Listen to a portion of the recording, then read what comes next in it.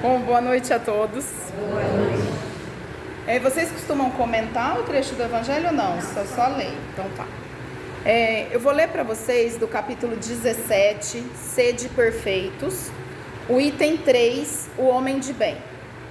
O verdadeiro homem de bem é aquele que pratica a lei de justiça, de amor e de caridade, na sua maior pureza. Questiona a sua consciência sobre os seus próprios atos. Perguntará se não violou essa lei, se não fez o mal, se fez todo o bem que podia, se negligenciou voluntariamente uma ocasião de ser útil, se ninguém tem queixa dele, enfim, se fez aos outros tudo o que gostaria que lhe fizessem. Tem fé em Deus, na sua bondade, na sua justiça e na sua sabedoria divina. Sabe que nada acontece sem a sua permissão e submete-se em todas as coisas à sua vontade. Tem fé no futuro, por isso coloca os bens espirituais acima dos bens temporais. Sabe que todas as alternativas da vida, todas as dores, todas as decepções são provas ou expiações e as aceita sem lamentações. O homem de bem, que tem o sentimento de caridade e de amor ao próximo, faz o bem pelo bem, sem esperar retorno. Retribui o mal com o bem. Toma a defesa do fraco contra o forte e sempre sacrifica os seus interesses à justiça.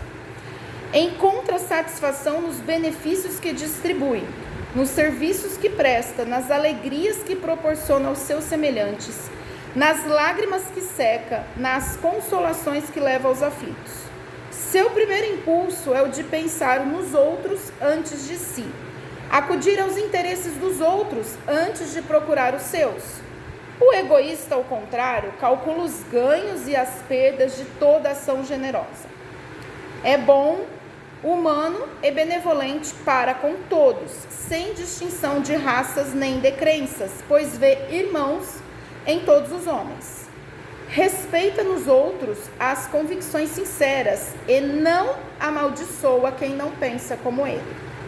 Em todos os momentos, a caridade é o seu guia, tendo como certo que aquele que prejudica os outros com palavras maldosas, que agride os sentimentos de alguém com seu orgulho e seu desdém, que não recua perante a ideia de causar um sofrimento, uma contrariedade, ainda que ligeira, quando poderia evitá-la, falta o dever do amor ao próximo e não merece a clemência do Senhor. Não tem nem ódio, nem rancor, nem desejos de vingança, a exemplo de Jesus. Perdoa e esquece as ofensas e apenas se recorda dos benefícios, pois sabe que será perdoado conforme perdoou. É indulgente para com as fraquezas dos outros, porque sabe que ele mesmo precisa de indulgência. E se recorda das palavras do Cristo, que aquele que estiver sem pecado, que lhe atire a primeira pedra. Não se satisfaz em procurar defeitos nos outros, nem colocá-los em evidência. Se a necessidade o obriga a fazer isso, procura sempre o bem que possa atenuar o mal. Estuda suas próprias imperfeições e trabalha sem cessar para combatê-las. Emprega todos os seus esforços para poder dizer no dia seguinte que há nele algo de melhor do que no dia anterior. Não se exalta a si mesmo, nem seus talentos à custa de outrem. Ao contrário, aproveita todas as ocasiões para ressaltar as qualidades dos outros. Não se envaidece de sua riqueza, nem de suas vantagens pessoais, pois sabe que tudo o que lhe foi dado pode lhe ser tirado. Usa sem exagero dos bens que lhe são concedidos, pois sabe que se trata de um depósito do qual deverá prestar contas e que o emprego que resultaria mais prejudicial para si mesmo seria o de fazê-lo servir à satisfação de suas paixões. Se na ordem social alguns homens estão sob o seu mando, dependem dele, trata-os com bondade e benevolência, pois são seus semelhantes perante Deus. Usa da sua autoridade para erguer-lhes o moral e não para esmagá-los com seu orgulho. Evita tudo o que poderia dificultar-lhes a posição subalterna. O subordinado, por sua vez, compreende os deveres da sua posição e se empenha em cumpri-los conscientemente. Finalmente, o homem de bem respeita todos os direitos que as leis da natureza dão aos seus semelhantes, como gosta que os seus sejam respeitados. Esta não é a relação completa de todas as qualidades que distinguem o homem de bem, mas quem quer que se esforce para possuí-las está no caminho que conduz a todas as outras.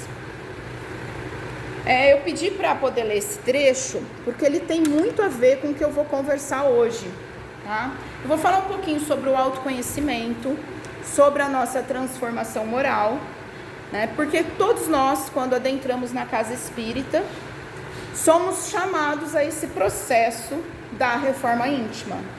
E eu acredito que uma das coisas mais difíceis que existe é exatamente isso. É nós termos a capacidade de olharmos para dentro de nós e desenvolvermos essas características, essas virtudes do homem de bem, né?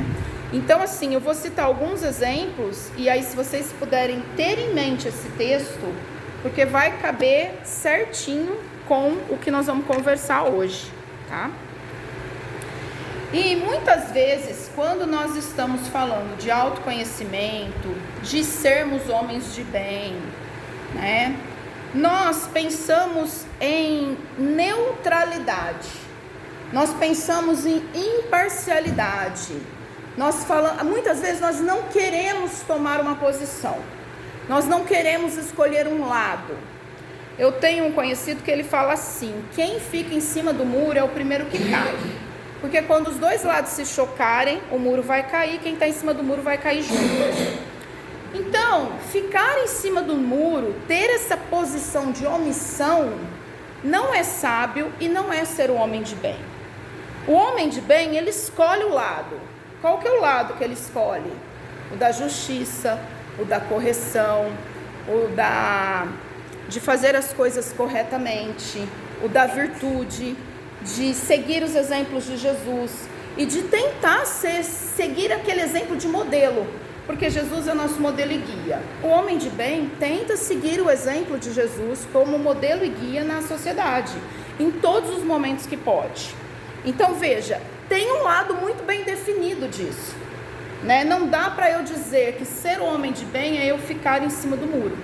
Então nós temos uma ilusão de neutralidade, que na vida real não cabe.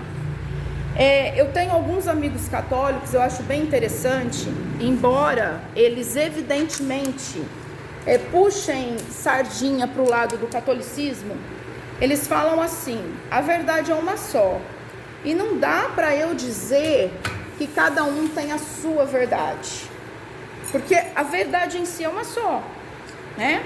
Cada um tem a sua crença, mas não significa que o pensamento de cada um seja correto, né? Quando nós estudamos, por exemplo, esses requisitos do homem de bem, fica muito claro o que é que a gente deveria estar fazendo na vida. No dia a dia, pode ser que nós não consigamos enxergar qual caminho escolher. Pode ser que nós não consigamos tomar a decisão correta de sermos esse homem de bem no dia a dia. Mas é claríssimo qual é que é esse caminho, né? Não existe dois, existe um só. Bom, quando nós nos omitimos, quando nós evitamos de tentar ser esse homem de bem, nós deixamos de ocupar o nosso próprio espaço. E quando nós deixamos de ocupar o nosso próprio espaço na vida, seja na família, no trabalho, na comunidade, até na casa religiosa, né, na sociedade, outra força vai ocupar esse lugar.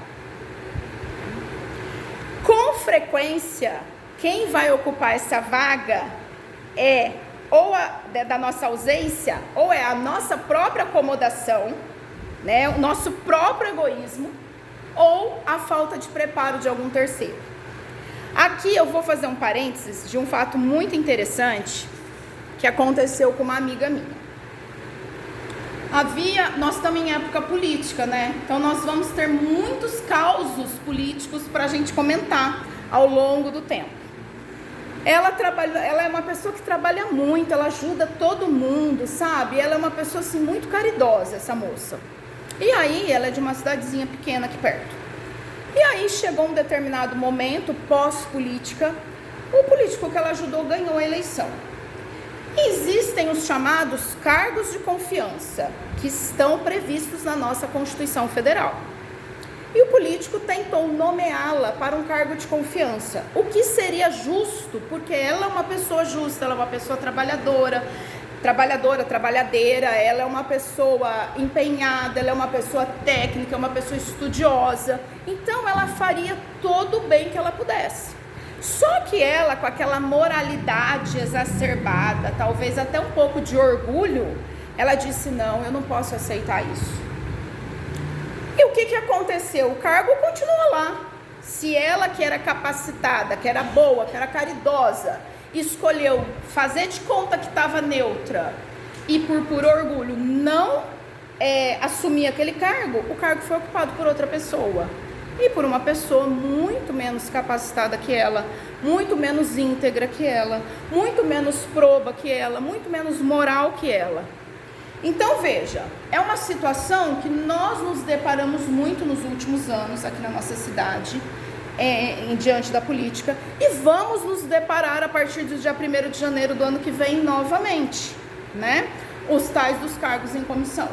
E muitos de nós conhecemos um monte de pessoas que estão ocupando esses cargos e que vão ocupar esses cargos. É muito mais adequado para a nossa sociedade, para a nossa comunidade, que homens de bem ocupem esses cargos, do que pessoas que não sejam capacitadas e que, se os homens de bem se omitirem, vão ocupar. Isso é em tudo. Associação de bairro. Todo mundo, quem costuma estar envolvido do lado do homem de bem, vira e fala assim: eu não quero me meter nisso. Eu não tenho por que me meter nisso, eu não vou organizar... como é que chama? Esqueci o nome. Síndico de condomínio, né? Conselho de condomínio, conselho de associação, diretoria de associação, associação de pais e mestres, e por aí vai, tem um monte, né? Quem tá ali na correria do homem de bem, tentando fazer o melhor para si, o melhor para sua família, o melhor para os seus filhos, o melhor para sua comunidade, que participa da casa religiosa, que estuda, que participa da campanha Alta de Souza, que arrecada alimento, que faz isso, aquilo, vira e fala assim: eu não vou me meter nisso. Eu não vou me meter nisso.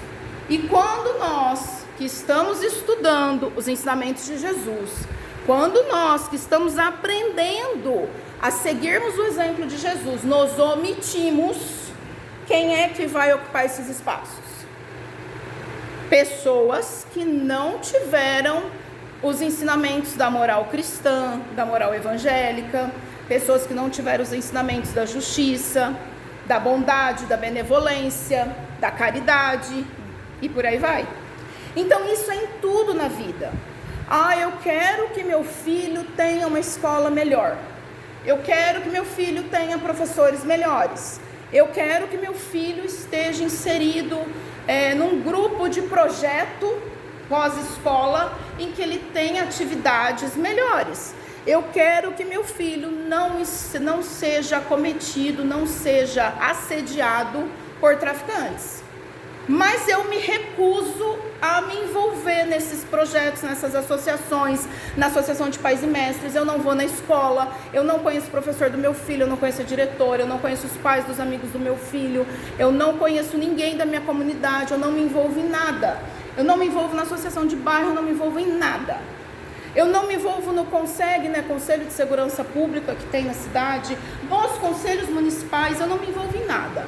Se eu que tenho todo esse ensinamento, se eu que venho aqui toda segunda-feira para eu estudar os ensinamentos religiosos, se eu estou tentando ser esse homem de bem e não me envolvo em nada disso, quem não tem todos esses requisitos vai se envolver.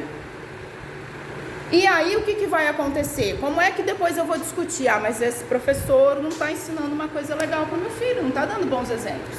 E por que você não estava envolvido ali? Por que você não cobrou aquilo antes?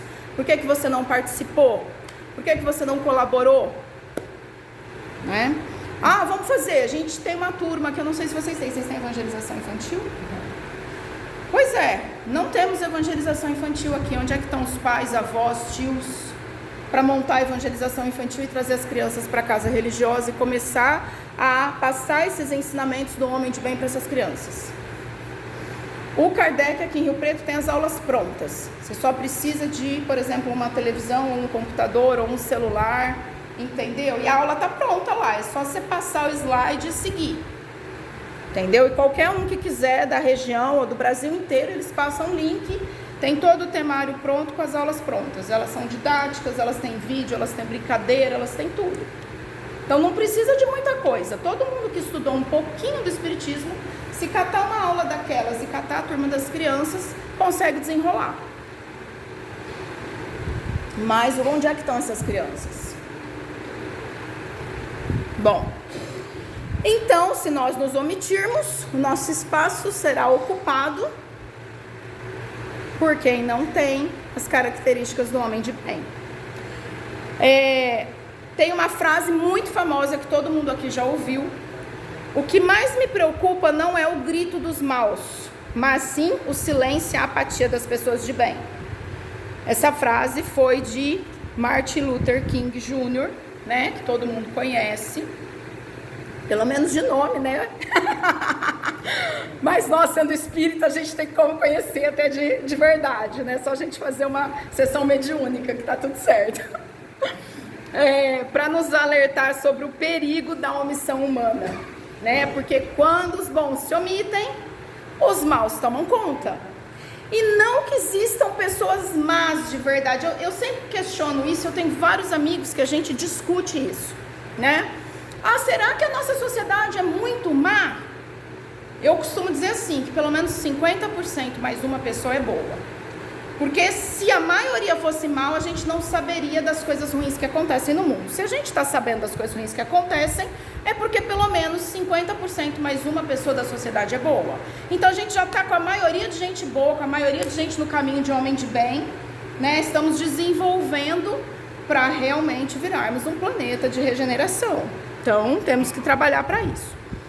Bom, no Evangelho segundo o Espiritismo também, no capítulo 11, item 11, nós temos o trecho que fala do orgulho e do egoísmo.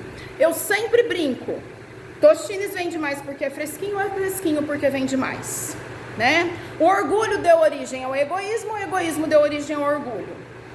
Qual dos dois, afinal de contas? Ou os dois são sinônimos? Bom, o orgulho e o egoísmo são as fontes de todos os males que afligem a humanidade. E nós precisamos destruir o orgulho e o egoísmo para que a face da terra mude, para que as feridas sociais sarem, para que o reino do bem suceda ao reino do mal.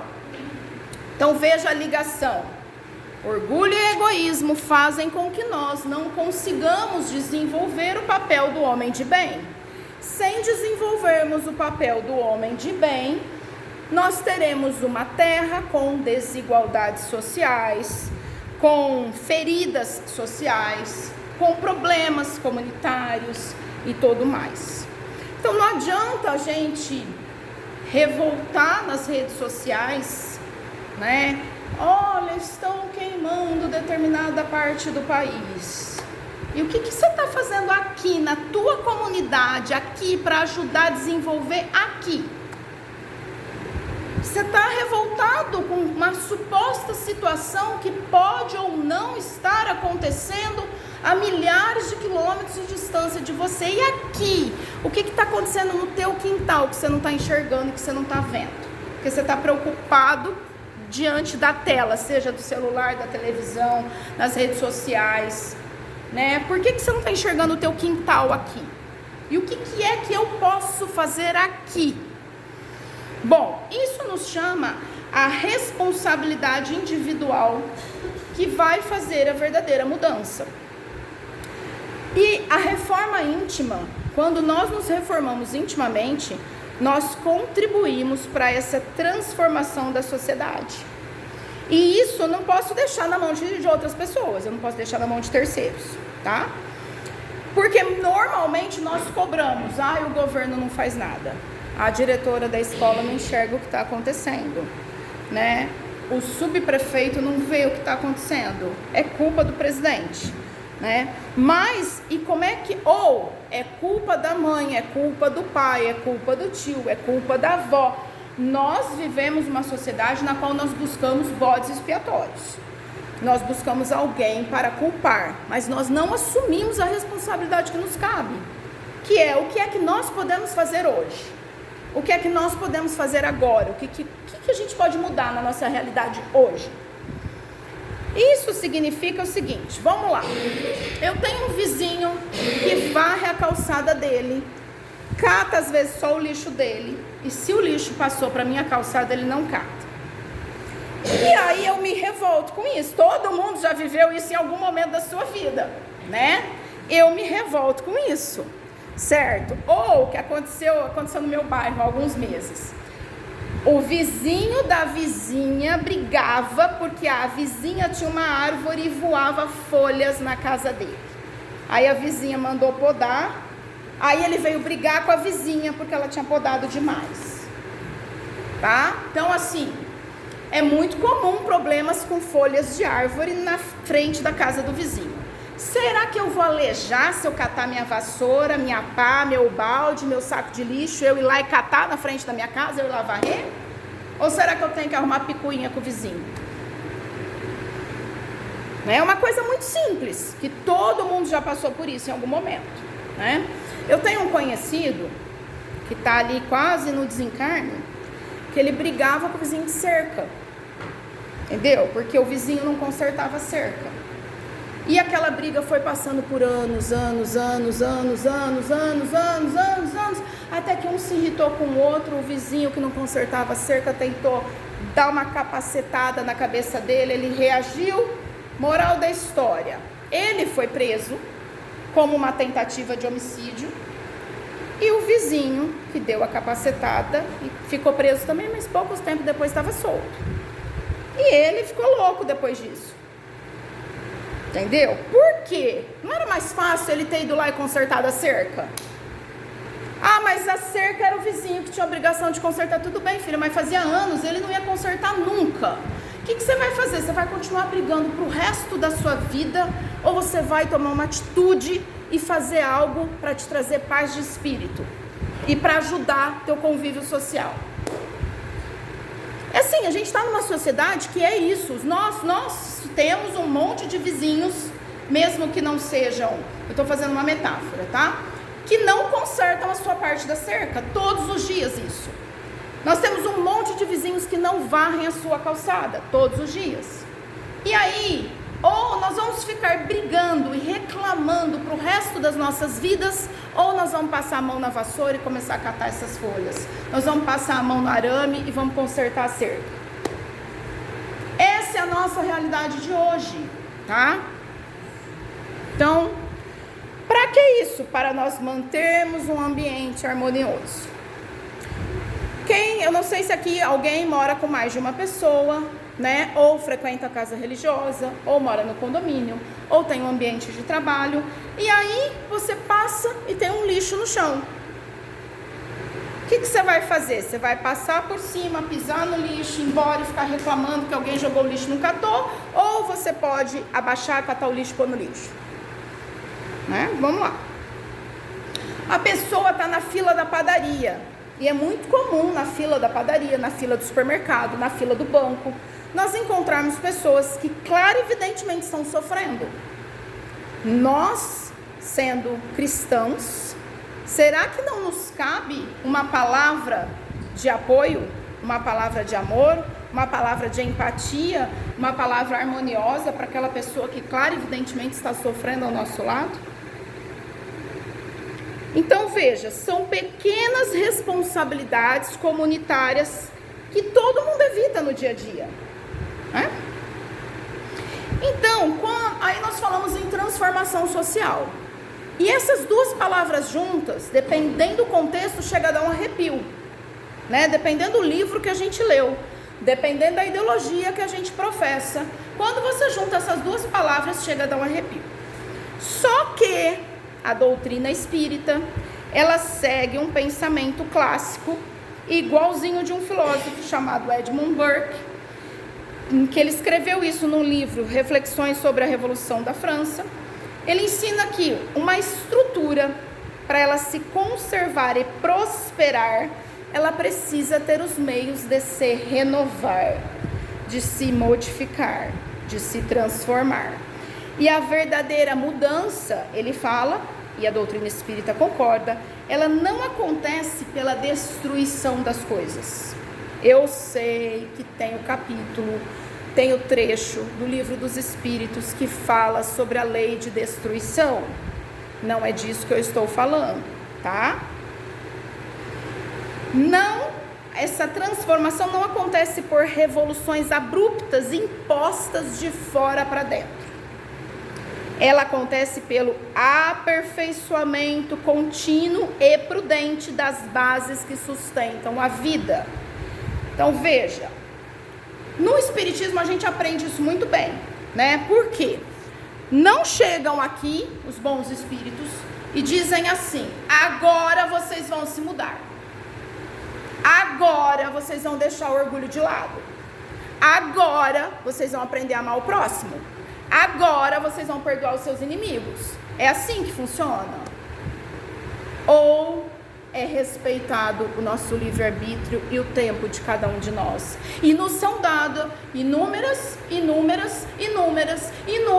oportunidades de transformação.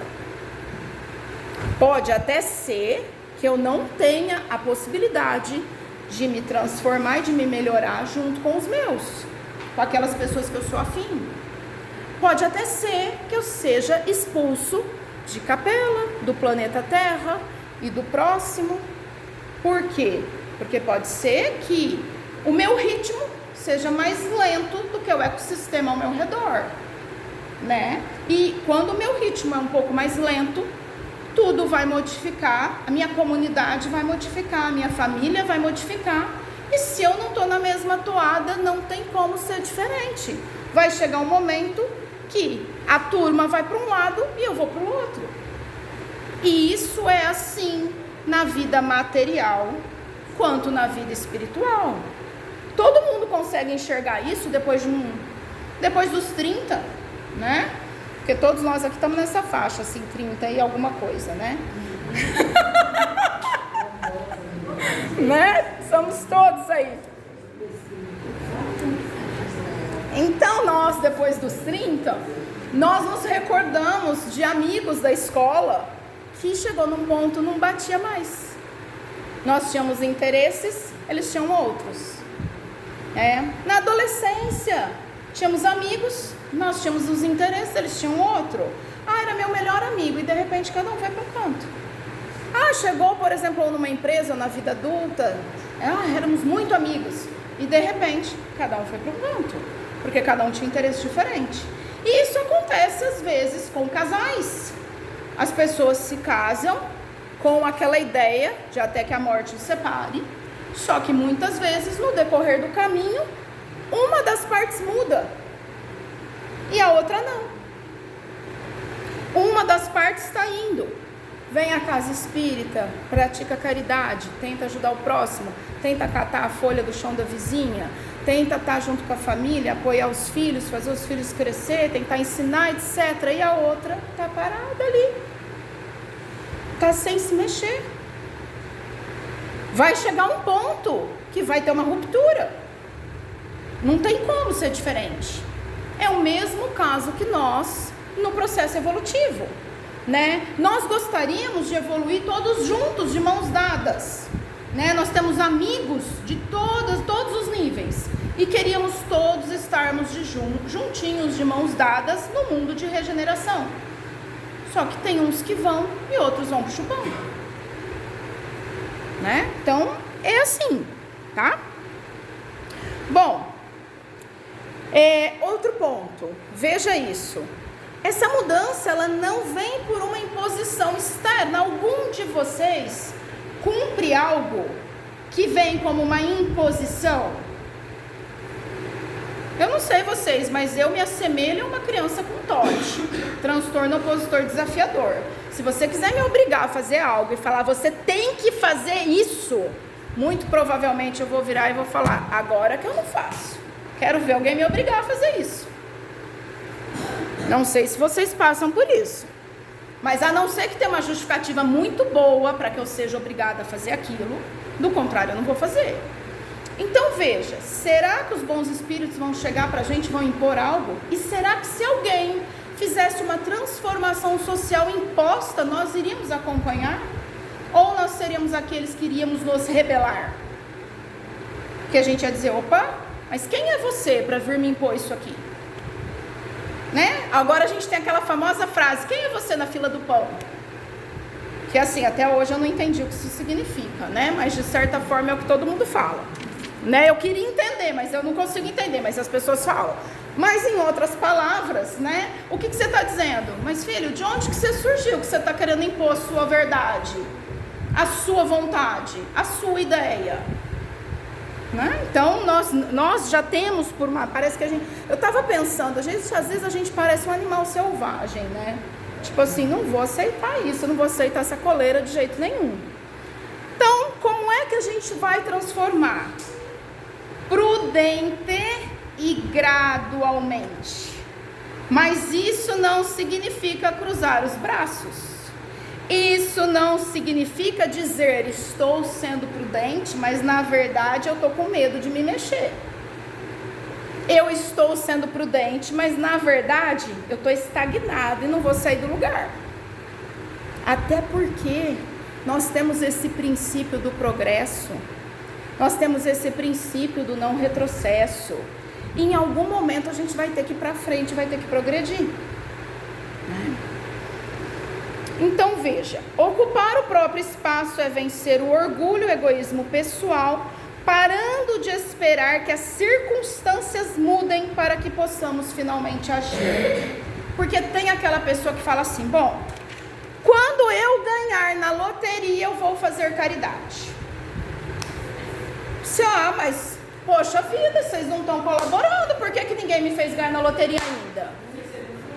Entendeu? Eu só vou fazer, eu quero fazer caridade. Mas aqui, ó, cadê a loteria na minha mão? Cadê a Mega Sena? Eu quero a Mega Sena, cadê? Né? Não.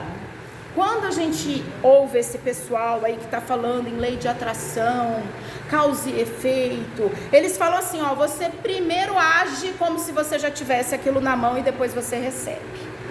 Tá lá, se eu não me engano, não sei se é Marcos ou Mateus, tem um trecho que fala. Crendo que receberam, receberão. Então você vai lá, você trabalha no bem, você faz a sua parte e depois você vai ter a sua recompensa por aquilo. E pode ser que a sua recompensa não seja aquilo que você está achando naquele momento, né? Tem uma frase do Richard Simonetti que ele fala assim, se o malandro soubesse como é bom fazer a caridade, ele faria a caridade por pura malandragem, né? E aqui fala o quê? Que o homem de bem, ele não é um malandro. O homem de bem, ele faz a caridade, ele faz o bem, mesmo sem esperar receber nada em troca. Mesmo sem ter essa coisa assim, em algum momento eu vou receber. Esse sentimento, essa sensação, essa expectativa ou qualquer coisa do gênero, né? Mas tudo bem, nós não chegamos lá ainda, nós estamos no caminho. Então vamos ser malandro, vamos fazer a caridade por pura malandragem? Então, mas vamos fazer. Temos que fazer o bem. Bom, e aí nós lembramos de uma palavrinha que hoje em dia ela arrepia todo mundo, que se chama comprometimento, né? Nós estamos numa sociedade que parece que não sabe o significado dessa palavrinha, né? E aí vamos pensar no comprometimento e nos deveres do lar, que é uma coisa fácil de nós enxergarmos. A força da nossa palavra e a virtude do comprometimento têm um papel central. E nós estamos em um mundo em que muitas vezes a palavra empenhada, que é a verdadeira assinatura da alma, ela é deixada de lado. Vocês lembram antigamente Não é da nossa época, todo mundo aqui com 30 anos, é da época dos nossos avós, bisavós, entendeu?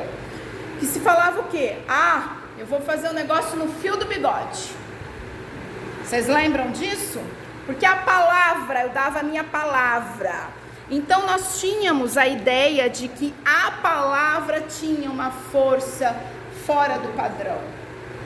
Nós acreditávamos na palavra. A pessoa falava as coisas e a gente confiava cegamente na palavra do outro.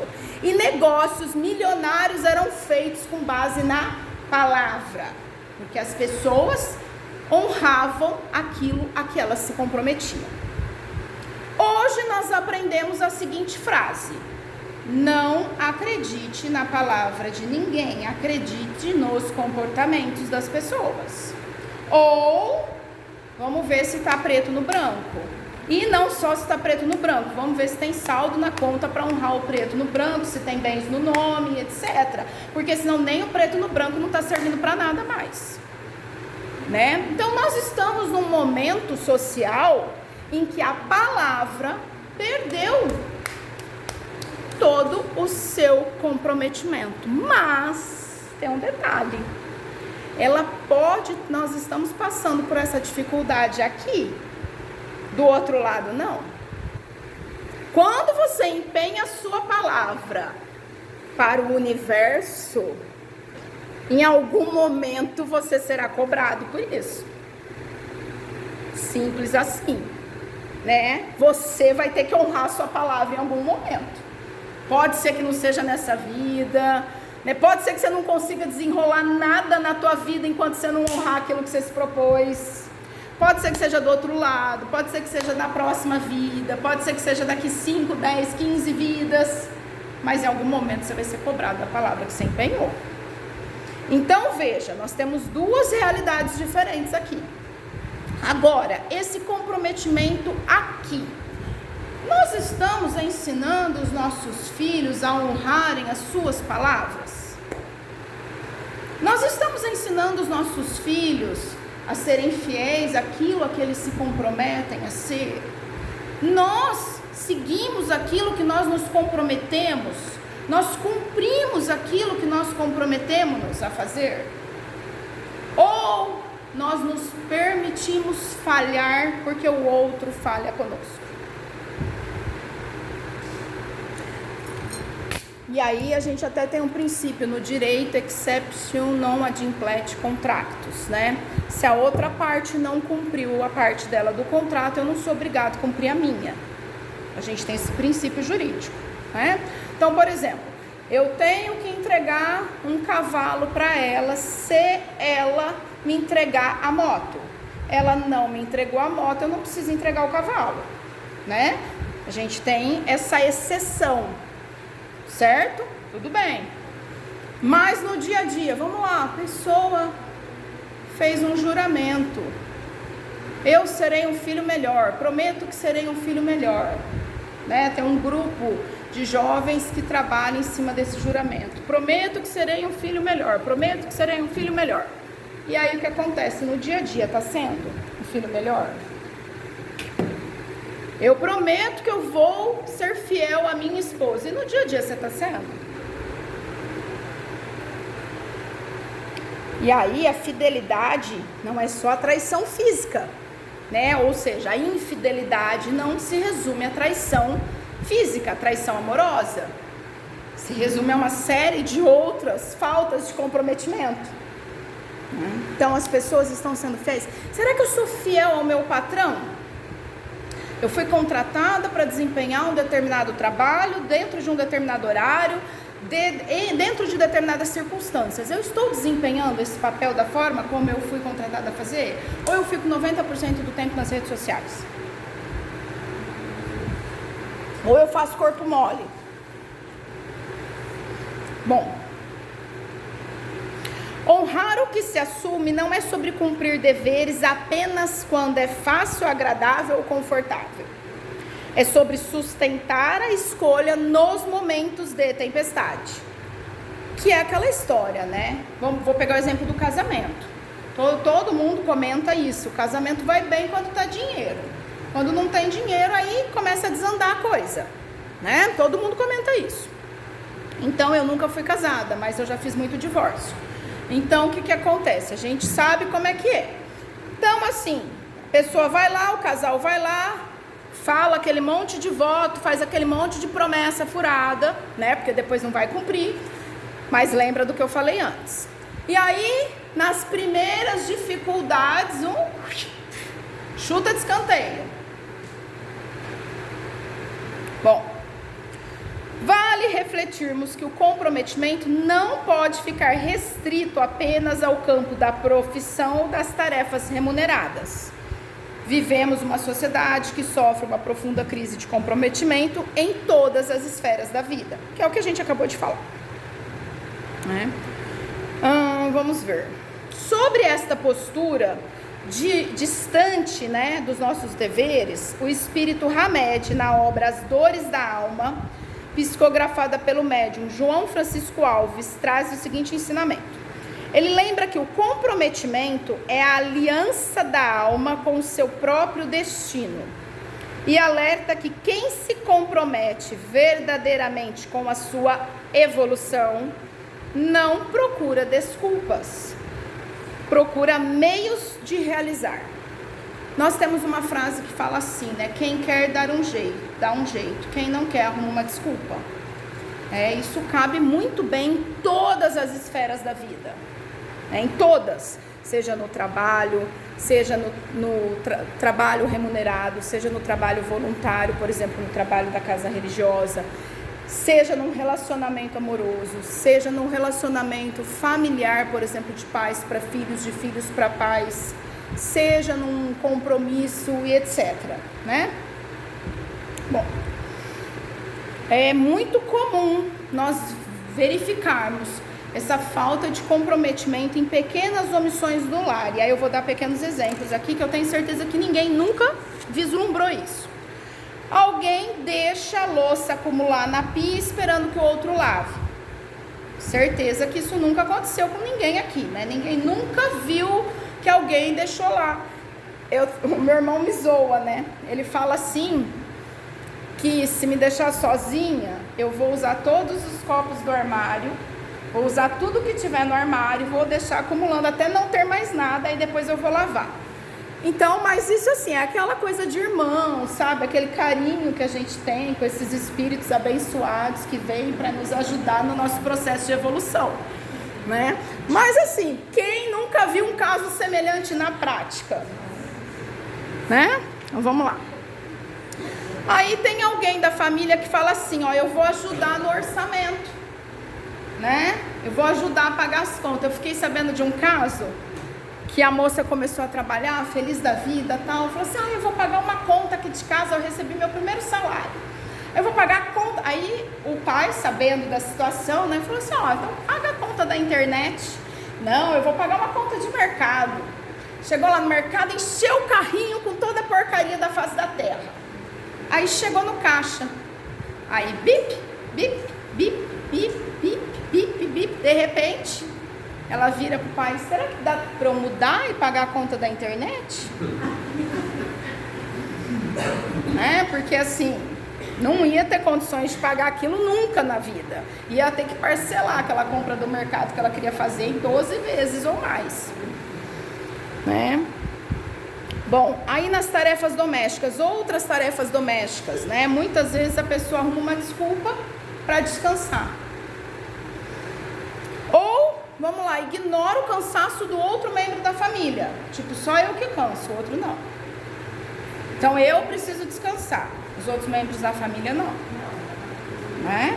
Eu não dormi bem à noite, eu tô muito cansada, então eu vou dormir agora. Eu vou assistir meu futebol. Poxa vida, a gente estava ali na época da Copa e tudo mais, aí passou a Copa, agora tem os campeonatos e tal, eu quero assistir meu futebol, não preciso contribuir com nada dentro de casa, não preciso fazer nada aqui dentro. O que acontece? A falta de empenho de um sobrecarrega inevitavelmente o outro.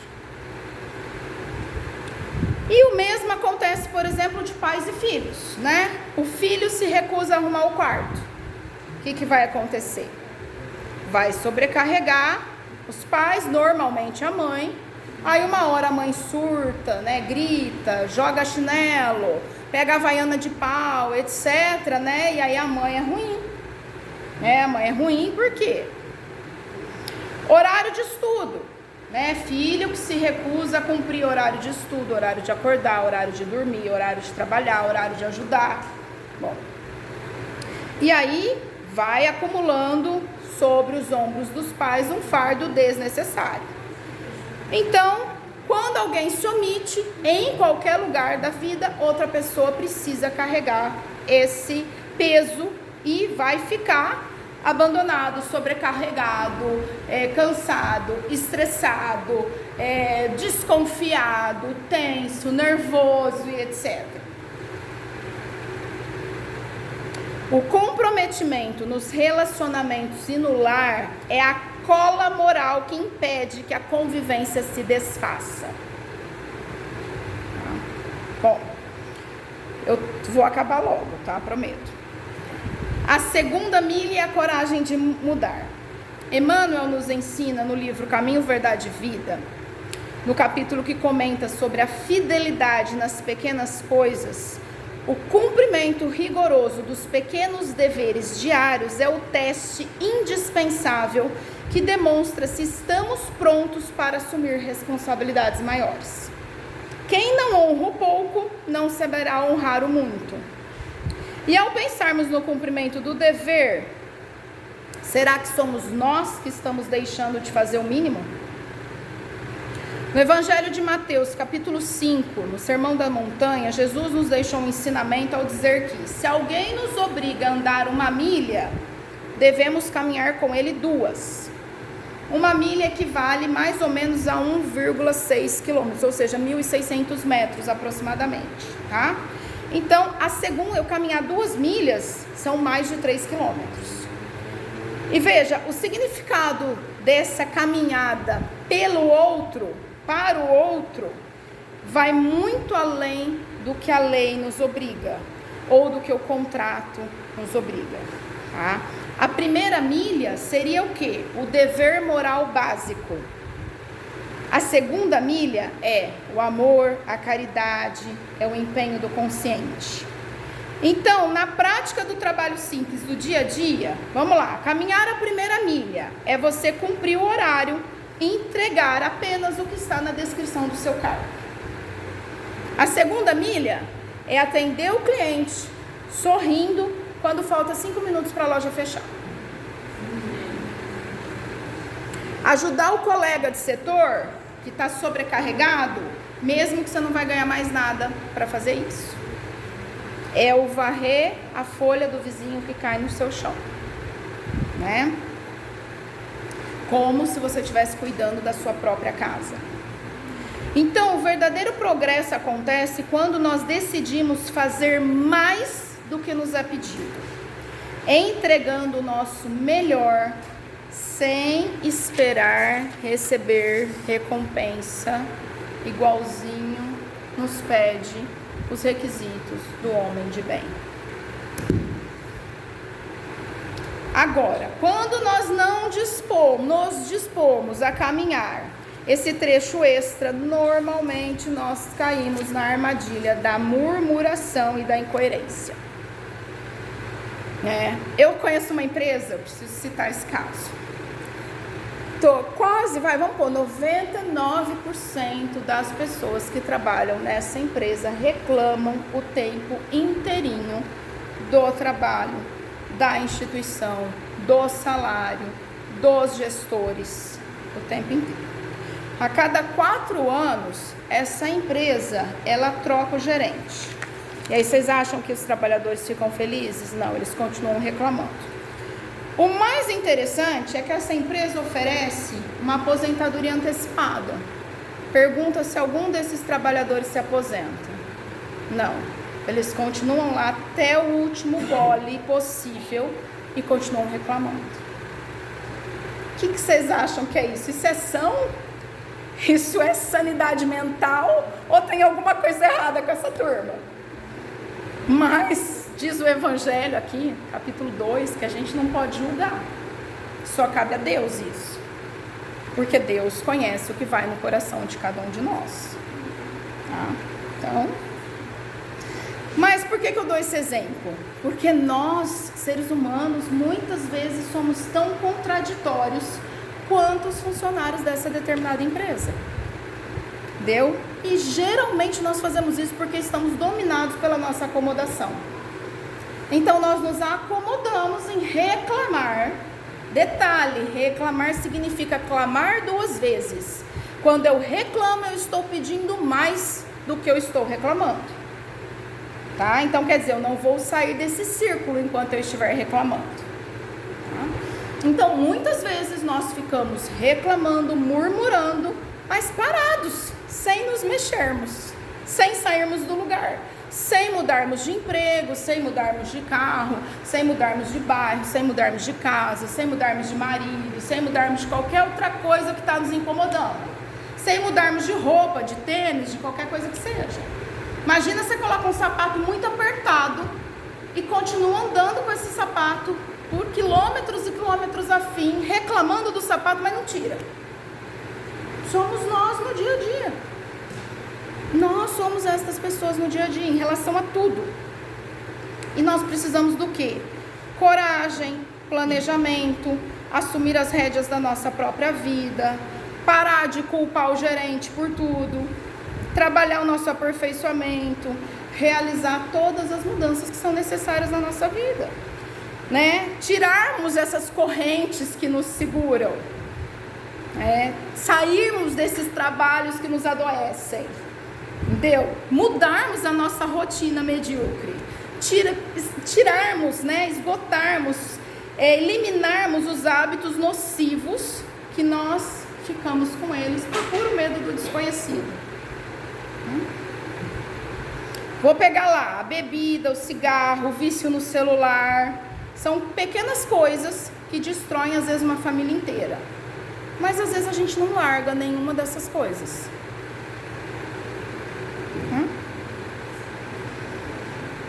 Então quer dizer, e nós precisamos do quê? Amadurecermos, pararmos de arrumar desculpa. Lembrando que a nossa encarnação é um processo dinâmico e em constante movimento. E não temos como deixar de lado esse processo de mudança. Vou finalizar. Nós dizemos então que a pessoa aprende ou pelo amor ou pela dor. Né? Nós evoluímos ou pelo amor ou pela dor. Os espíritos benfeitores, eles não vão nos obrigar a evoluir, mas pode ser que nós tenhamos provas um pouquinho mais difíceis para que elas nos obriguem a esse processo de evolução. Então seria mais sensato da nossa parte trabalharmos o amor, a caridade, o perdão, a reforma íntima, o autoconhecimento, para que nós nos assemelhássemos aos homens de bem e pudéssemos fazer toda essa transformação pelo amor, para não sermos obrigados a fazê-la pela dor, para não sermos obrigados a fazer lá um chupão, para não sermos expulsos novamente quando chegar no planeta de regeneração e etc. Nosso tempo já foi, né? Então, vou parar por aqui. Eu espero que todos nós possamos sair daqui fortalecidos na prática do bem e da nossa transformação moral, e que a paz do Divino Amigo Jesus esteja com todos nós. Que assim seja.